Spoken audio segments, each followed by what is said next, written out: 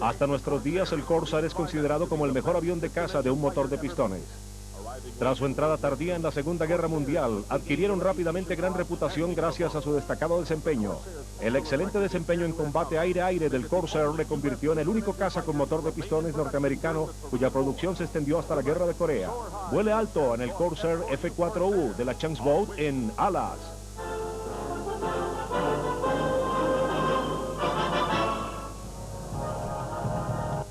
La última y tal vez la mejor aeronave de caza impulsada por propulsores fue el Corsair 1 F-4U de la Vought. Los Corsair se reconocen fácilmente por sus alas torcidas, pero su desempeño general no ha merecido un reconocimiento equivalente al de otros modelos más famosos. Sin embargo, el F-4U no solo podía superar en combate al mejor de los cazas del eje, sino también a otros del lado de los aliados.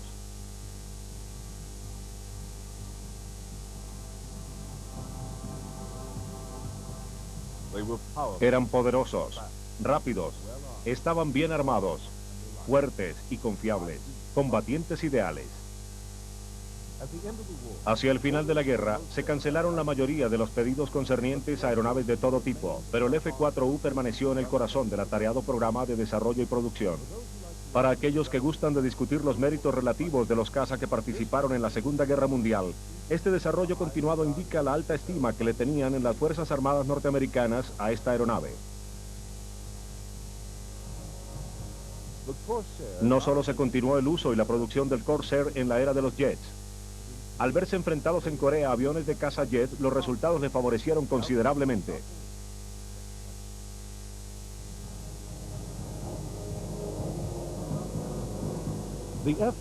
Sus particulares alas reflejan la naturaleza del equipo que diseñó el F-4U. Los ingenieros de la Vought solían recurrir a lo poco convencional donde podía ser útil, quizá como reflejo de la antigüedad de la compañía. La Vought, fundada en junio de 1917, es la segunda compañía de aviación más antigua de aquellas que continúan funcionando después de la Boeing. En aquellos días se confiaba tanto en la intuición como en la ciencia para el diseño de aeronaves. Y la Vought nunca ha tenido como costumbre rechazar lo poco convencional sin antes considerarlo. Con el transcurrir de los años, la compañía ha hecho aportes significativos a la aviación en general, y en particular a la aviación de la Fuerza Naval de Estados Unidos.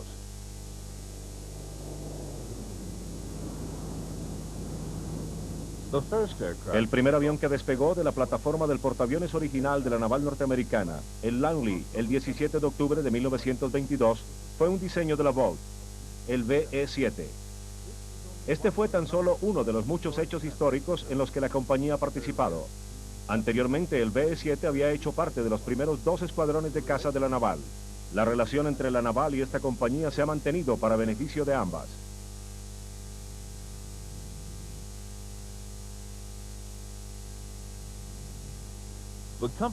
El fundador de la compañía fue Chance Milton Vought, nacido en Nueva York el 26 de febrero de 1890. Su padre vivía de la construcción de botes navieros, pero el joven le dio la espalda al mar tras completar sus estudios de ingeniería mecánica, y su relación con las máquinas voladoras se inició en 1910. Chance Vought murió joven, en 1930, pero para entonces ya había levantado una empresa próspera que ha sobrevivido a muchos traslados a través de Estados Unidos, al igual que a cambios de propietarios y directivas. La alta reputación de las aeronaves construidas por la compañía estuvo presente desde sus primeros diseños, y el F-4U no fue la excepción.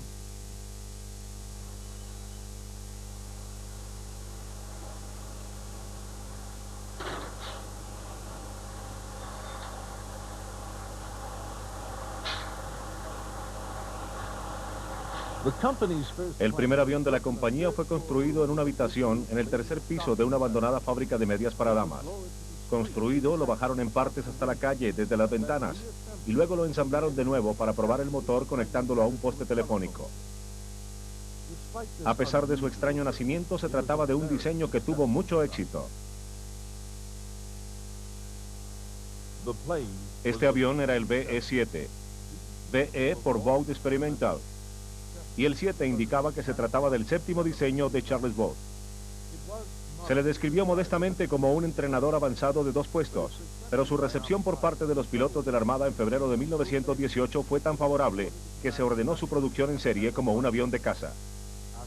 Tras finalizar la guerra se continuó en parte la producción del BE-7, incluyendo los primeros pedidos de la naval. Varias versiones surgieron para uso de la naval, desde aviones de observación y flotadores de 2 puestos hasta cazas de un solo puesto. El siguiente avión de la Vought, el BE-8, se parecía al BE-7 en muchos aspectos. La compañía extrajo por varios medios algunos elementos del BE-7 y la producción de la familia BE-7 se extendió hasta entrados los años 30, si bien no en su versión de caza. La Vought continuó trabajando en diseños de caza, obteniendo sin embargo pocos beneficios. Se trataba de naves muy impresionantes, entre ellas se incluía la primera construida totalmente en metal por la compañía. Había fallas en el mercado y la Vought logró mantenerse solamente gracias a la venta de otras aeronaves, incluyendo una serie de aviones de observación llamados Corsair. Este nombre se asociaría a fondo al de la Vought.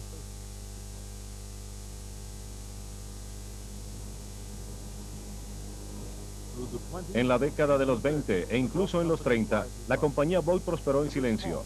Era pequeña y en ocasiones se veían aprietos para cumplir los pedidos. Mantenía en producción sus diseños de éxito. Entre estos se incluía el bombardero ligero Vindicator y el avión catapulta Kingfisher, pero aún no daba con un diseño de caza que tuviera éxito.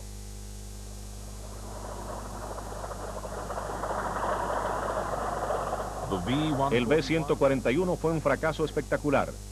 Enfrentándose a las protestas de los ingenieros, el presidente de la corporación adquirió un dudoso diseño de avión de caza ofrecido por la compañía Northrop. 2 versiones de prueba bajo examen de la Fuerza Naval y la Armada desaparecieron sin dejar rastro.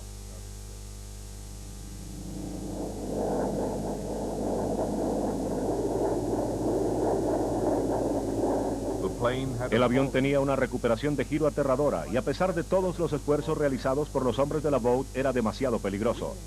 Después de un alargamiento en su forma y recibir una nueva cola, se le rebautizó B-143, pero tampoco logró impresionar a ningún comprador. Para recuperar parte de las pérdidas, finalmente se vendieron los planos a Japón, decisión de la que probablemente los japoneses se arrepintieron también. La compañía Vought juró ceñirse a sus propios diseños de ahí en adelante.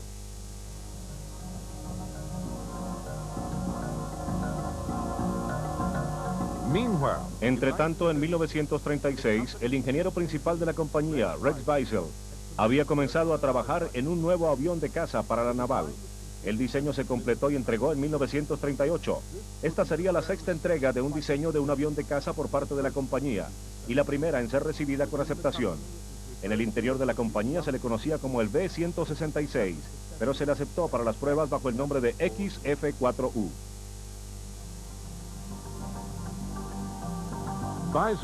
Beisel se había basado en el diseño de Pratt & Whitney de un motor radial gigantesco de doble carga y doble WASP, capaz de proporcionar 1800 caballos de fuerza, uno de los aviones más pequeños y más prácticos hasta entonces. En esa época este era el motor más poderoso del mundo. Después de un cambio importante que posibilitó el posicionamiento de un tanque de combustible delante de la cabina, el diseño adquirió solidez y se convirtió en lo que llegaría a ser el F-4U Corsair.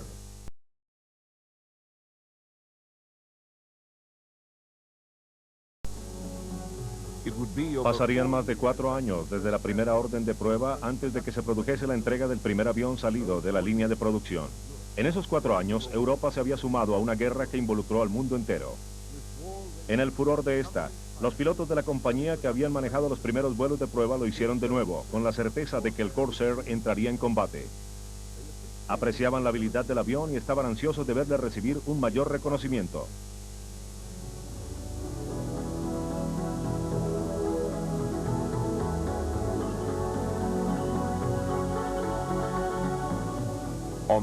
El 1 de octubre de 1940, el avión X original se convirtió en el primer avión de caza norteamericano en volar a una velocidad de más de 600 kilómetros por hora en vuelo de nivel.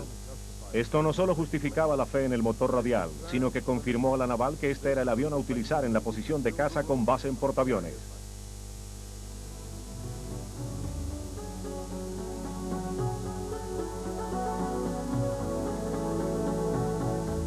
El gigantesco motor no solo era un elemento importante en el rendimiento del avión, sino que tuvo una gran influencia en la forma definitiva del mismo. Se le adecuaría a un propulsor muy grande de 3 cuchillas, con 4 metros 10 centímetros. Era el motor más grande montado sobre un avión de caza de la época. El Messerschmitt 109 tenía un motor inferior a los 3 metros.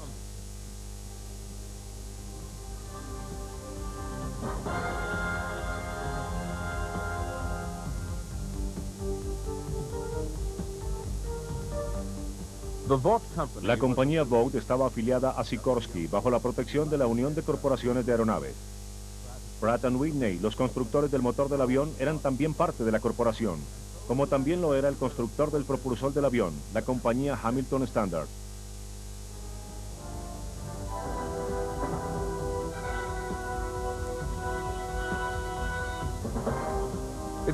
Lo que hoy es un armatoste antiguo fue ayer parte de la más alta tecnología. Esto ocurre en particular con un artefacto tan fuera de lugar como el propulsor de un avión.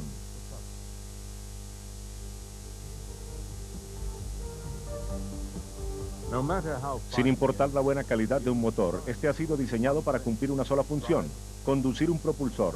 Y una prueba de diseño consistía en equipar el propulsor con una planta de poder para sacar lo mejor del avión.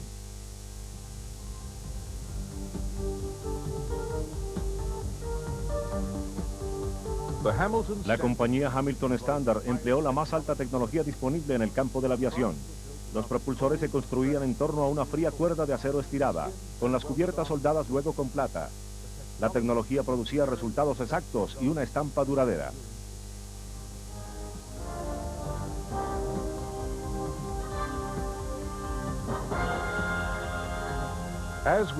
Como en todos los aspectos de la tecnología de aviación, el diseño de un propulsor es una combinación de experiencia, conocimiento y pruebas. Este es un proceso constante de refinamiento, y el Corsair fue el último gran logro de una tecnología específica, la de cazas impulsados por propulsores.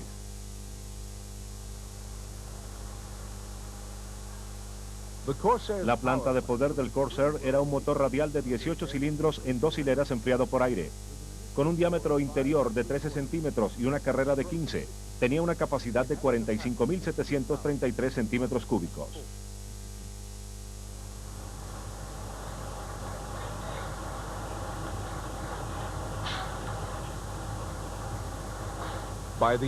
Hacia el final de la guerra, los motores Pratt & Whitney se producían en más de 30 plantas en Estados Unidos.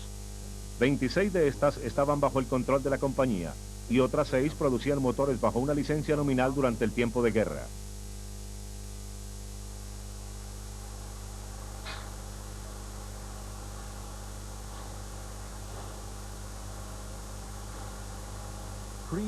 Las experiencias de preguerra ya habían dictado que el motor enfriado por aire cumplía su última etapa, frente a la aparición de las plantas de poder enfriadas en línea por líquido que favorecían los países europeos.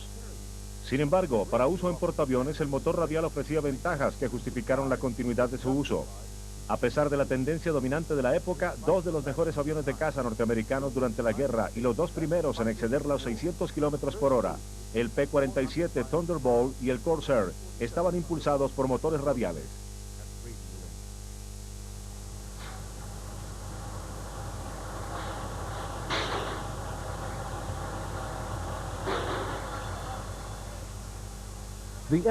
El F-4U se diseñó para ser un caza de gran efectividad, pero su aterrizaje presentaba dificultades, generando un punto de preocupación que condujo a retrasos en su aceptación total dentro del servicio.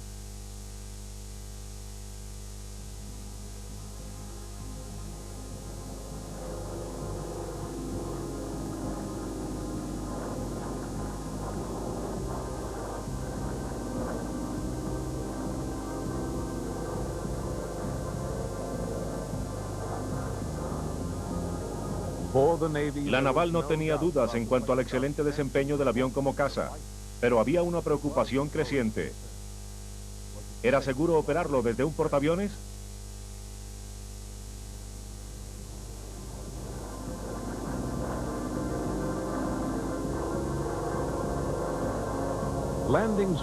El aterrizaje en un portaaviones tiene que ser rápido y preciso, y de no ser así, el piloto no ha aterrizado, se ha estrellado. Una de las consecuencias es que los pilotos tienden a dejar caer sus aviones bruscamente en busca de un enganche con éxito. El piloto requiere buena visibilidad para posicionar su avión y un avión fuerte que resista el impacto.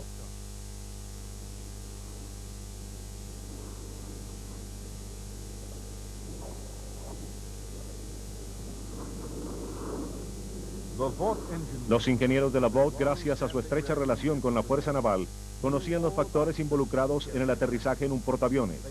También eran conscientes de todas las fallas que podían presentarse en este caso.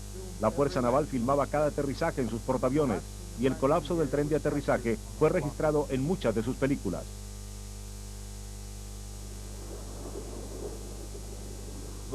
Los diseñadores de la Vought habían estudiado el comportamiento de una aeronave bajo estas situaciones de presión intensa, ya que muchos de los aviones de la naval eran diseñados por la compañía. Incluso en los biplanos lentos y estables, aterrizar en un barco representaba un ejercicio de violencia considerable.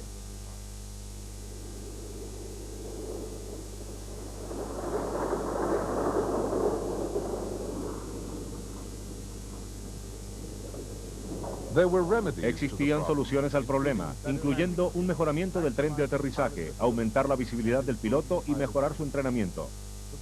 Los pilotos siempre estarían bajo presión durante el aterrizaje, y la responsabilidad de aminorar los peligros reposaba en las manos de los diseñadores de aeronaves. Además, la naval era muy cautelosa en lo concerniente a cualquier cosa que pudiera incrementar las exigencias al piloto durante el aterrizaje. El F-4U fue diseñado desde el principio como un caza de portaaviones, y como resultado de esto se le había dado mucha importancia a la construcción de un tren de aterrizaje tan fuerte como fuese posible.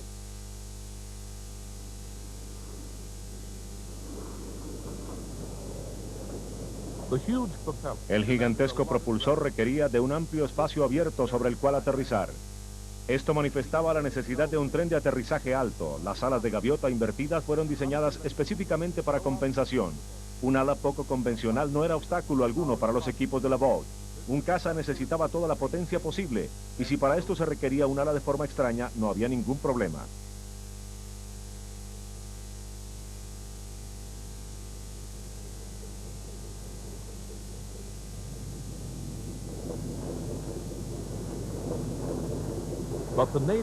Pero la naval no estaba convencida de la seguridad del avión en un portaaviones. La cabina se colocó mucho más atrás del fuselaje y la visibilidad en el proceso de aterrizaje todavía estaba restringida. Esto significaba que los pilotos tendrían visibilidad cero en el momento final. El tren de aterrizaje recibiría más presión de la normal y los pilotos se verían obligados a concentrarse más de lo necesario. A pesar del éxito de las pruebas, la naval no quería comprometer a sus portaaviones con el Corsair.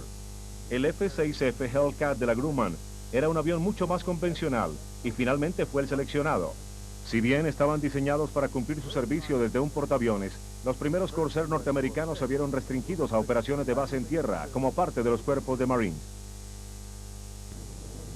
El escenario del Pacífico, con sus largas distancias y sus islas esparcidas, se vio dominado por el poder aéreo. La posesión de las pistas de aterrizaje dirigiría el curso de los combates, resultando en el avance isla por isla que culminaría con la penetración del Imperio japonés. La primera de las grandes batallas se llevó a cabo en torno a la pista de aterrizaje de Blunda Point en la isla de Guadalcanal. Los japoneses habían comenzado a trabajar en la construcción de un campo de aterrizaje. Los aliados querían tomar control del campo antes de que pudiesen utilizarlo los aviones japoneses. Tan pronto los Marines llegaron a la orilla, este era su objetivo, y el campo aéreo se convirtió en el centro de intensos combates en el curso de los siguientes 5 meses. Fueron tan desesperados los combates que, a pesar del peligro, algunos aviones operaban desde la pista antes de que ésta estuviese terminada.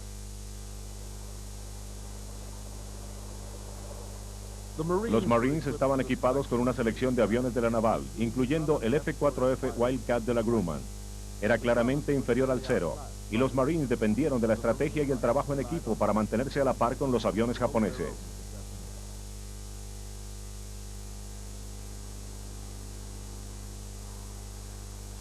A lo largo de la campaña, los japoneses cometieron repetidamente el error de subestimar el poderío americano en torno a Guadalcanal. En un proceso continuo de pequeños despliegues comprometieron una cantidad sustancial de hombres y máquinas. De haberse entregado totalmente a la batalla, esta cantidad hubiera podido ser enormemente superior. En lugar de esto, se desplegaron en grupos pequeños que fueron violentamente confrontados por los Estados Unidos. El costo norteamericano fue alto, pero las pérdidas japonesas fueron mucho mayores.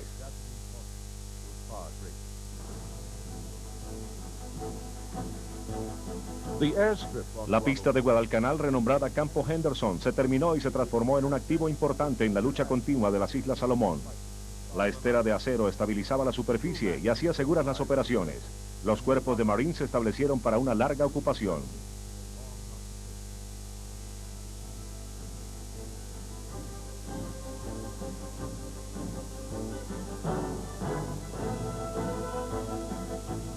En enero de 1943, los japoneses desistieron de sus intentos de expulsar a los Marines de Guadalcanal. Ya habían sufrido pérdidas severas. Sin embargo, Japón continuaba desplegando fuerzas importantes. En ese momento, aún poseían algunos aviones que sobrepasaban a sus oponentes norteamericanos, si bien las bajas de pilotos erosionaban su eficiencia. La competencia estaba lejos de finalizar y aún les esperaban muchas batallas.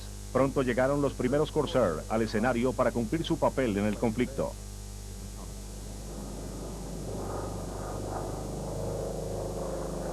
Los Marines eran muy conscientes de las reservas existentes en cuanto al Corsair e inicialmente se acercaron a ellos con precaución. Esta precaución se evaporó rápidamente, tan pronto la experiencia de volar el F-4U los convenció de sus cualidades. Los pilotos Marines pronto llegaron a afirmar que piloteaban el mejor bombardero del mundo. Finalmente se escucharían sus voces.